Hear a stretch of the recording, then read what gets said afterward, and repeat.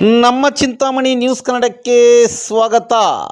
ಬಿಜೆಪಿಯವರು ಬಿಹಾರ ಚುನಾವಣೆ ದೃಷ್ಟಿಯಲ್ಲಿಟ್ಟುಕೊಂಡು GST ಇಳಿಕೆ ಮಾಡಿದ್ದಾರೆ.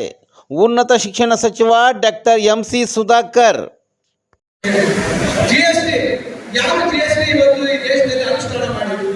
ಯಾವ ವರ್ಷದಲ್ಲಿ ಅನುಷ್ಠಾನ ಆಗಿದೆ? 2016ರಲ್ಲಿ 17 ಇವತ್ತು GST ದೇಶದಲ್ಲಿ ಅನುಷ್ಠಾನ ಆಗಿದೆ. ಕಾಂಗ್ರೆಸ್ ಪಕ್ಷ ಮನಮೋಹನ್ ಸಿಂಗ್ ಅವರ ಒಂದು UPA ಸರ್ಕಾರದಲ್ಲಿ GST ತರಬೇಕು ಅಂತ ಇವರೆಲ್ಲ ವಿರೋಧ ಮಾಡಿದ್ರು. ಇವರು GST ತಂದ ಗಳಿಗೆ ಇಲ್ಲ.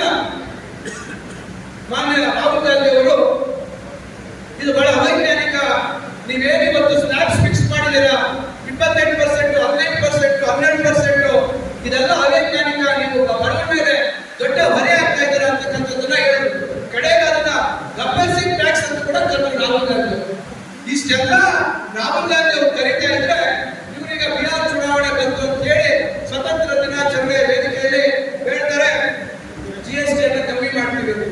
ಮೊನ್ನೆ ನಮ್ಮ ನವರಾತ್ರಿ ಹಬ್ಬಕ್ಕೆ, ದಸರಾ ಹಬ್ಬಕ್ಕೆ ಕಮ್ಮಿ ಮಾಡಿಬಿಟ್ಟು ಇವರೆಲ್ಲರೂ ಹೋಗ್ತಾರೆ, ಎಲ್ಲ ಅಂಗಡಿಗಳಿಗೆ ಹೋಗೋದು, ಎಲ್ಲ ಕಡೆ ಹೋಗೋದು, ಜನಕ್ಕೆ ಸ್ವೀಟ್ ತಿನ್ಸೋದು. ನೋಡಿ ಹೇಗಿದೆ ಬುದ್ಧಿವಂತಿಕೆ. ಬರೇ ಆಗ್ತಾರೋ ಅವರು ನಮ್ಮ ಚರ್ಮ 7-8 ವರ್ಷ ಸುದ್ದಿದ್ದು ಇವರು GST 28%, 18% ಕೆಳಗೆ ಹಾಲು ಮೊಸರು ಗಡ್ಡೆನೂ ಬಿಡಲಿಲ್ಲ.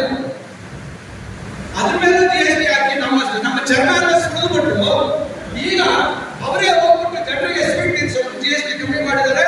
ಮೋದಿ ಅವರು ಒಳ್ಳೇದು ಮಾಡಿದ್ದಾರೆ. ಯಾವ ನ್ಯಾಯ ಬೇಕು ಯೋಚನೆ ನೋಡಿ, ಎಷ್ಟು ಬುದ್ಧಿವಂತಿಕೆ ಯೋಚನೆ ಮಾಡಿದ್ದಾರೆ ಇರ್ತಕ್ಕಂಥವ್ರು ಎಲ್ಲರಿಗೂ ಹೇಳೋದು.